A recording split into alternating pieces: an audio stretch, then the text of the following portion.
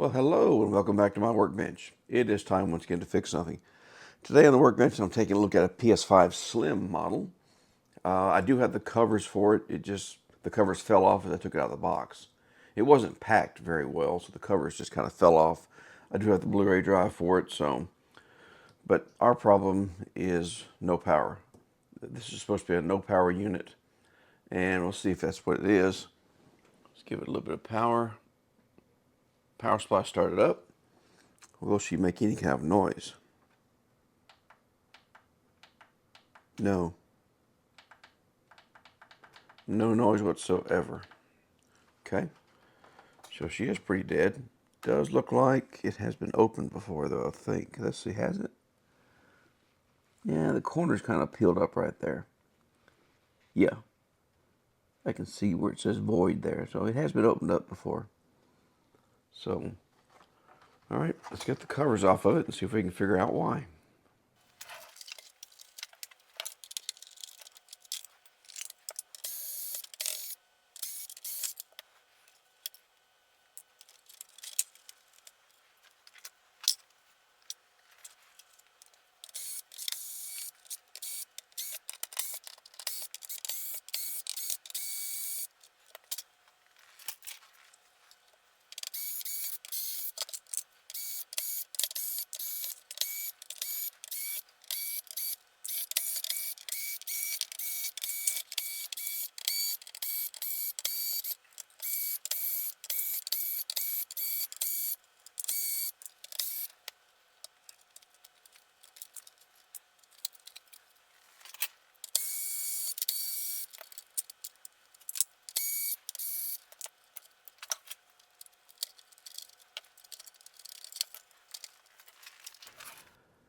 All right, well, I have gone ahead and just removed the circuit board completely.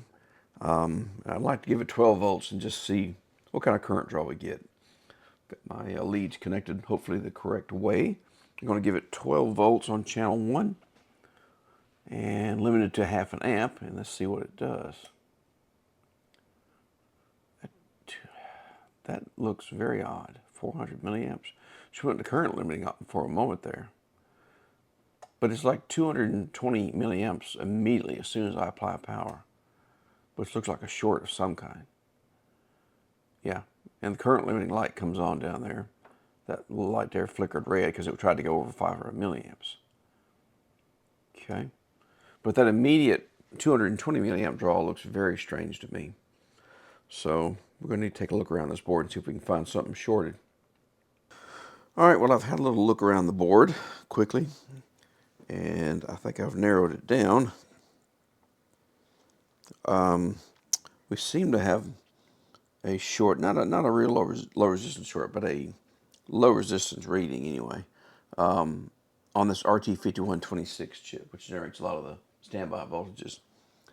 And right here on this coil is where the 3.3 volt comes out of this chip. If we check right there, you can see we've got 6.65 ohms, which is pretty low, abnormally low. So yeah, that goes to a few places. Of course, there are a couple of large caps right there that could be the problem. It also goes down to this chip here. It does go down to the south bridge, but I'm not sure. Well, we just need to inject and see if we can put a little, see if we can generate some heat. We'll see if we can find this with the thermal cam. Let me get set up for that.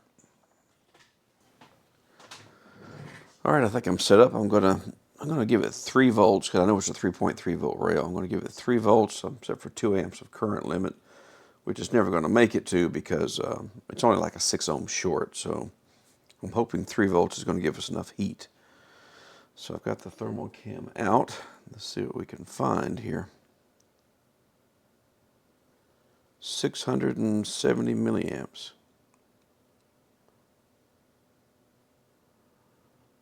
See the RT5126 itself getting slightly warm.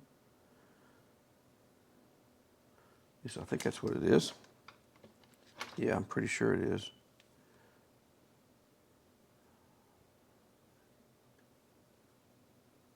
Yeah.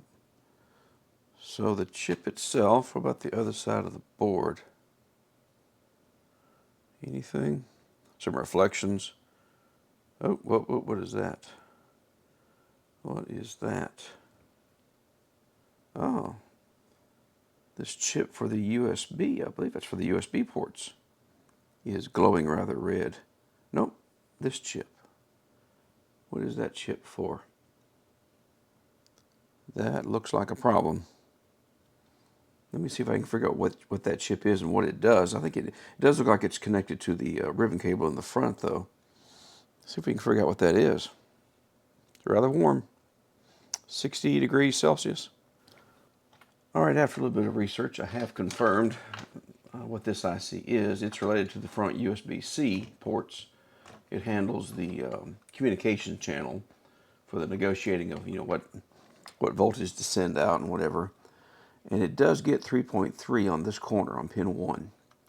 So now fortunately that's the same IC that's used on earlier boards. So I think I've got an EDM, what is this, 010 that has that same chip.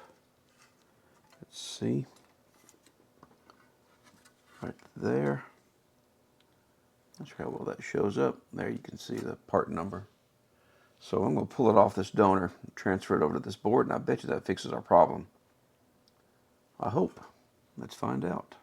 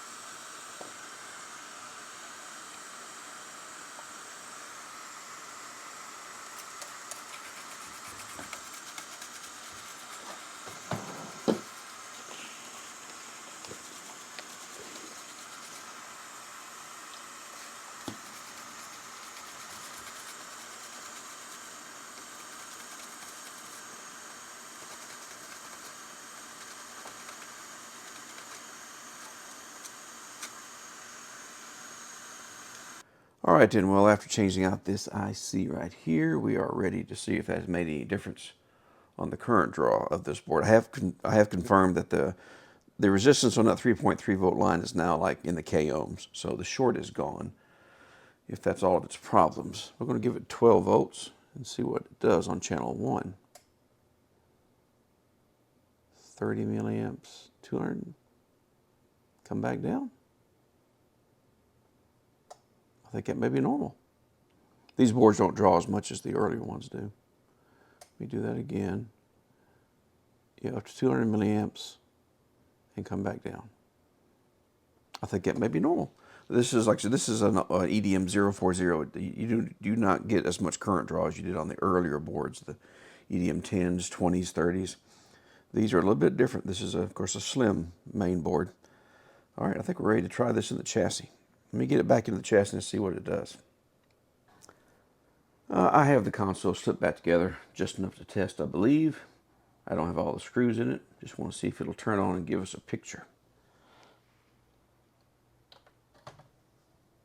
No beep. The beep can be turned off in the software. Fan is spinning. Got a blue light. No picture yet, but she's working on it, I think. Flashing. White light. No picture. Is it coming? There we go.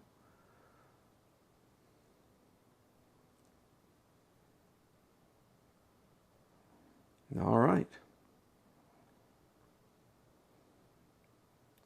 Maybe we'll let it come up and see if we get some front USB-C power, since that's the circuit that was damaged. Would like to see that work. It's going to come on up. And we'll see if we get some charge on this controller.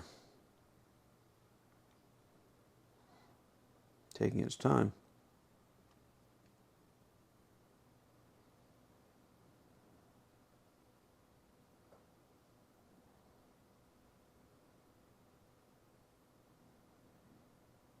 White light.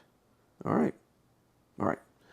Do we have some front USB power? We do. We do indeed. Controller's connected. All right. All right then. I think we're going to be good. So let's see. We can put it all back together and I'll give it a better test. I get that Blu-ray drive in there. Here's how it was shipped. There's the cover. Here's the packing. This is how the packing was in there. Totally deflated bubble packing. No padding whatsoever. Took pretty good beating on the travel.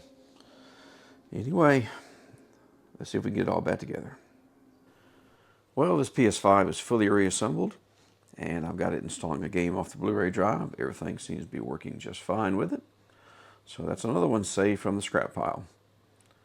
Well, I hope you liked it. So it was somewhat interesting, educational, entertaining, any of the above. If you did, please give me a thumbs up. And I'll see you in that next repair. Bye for now.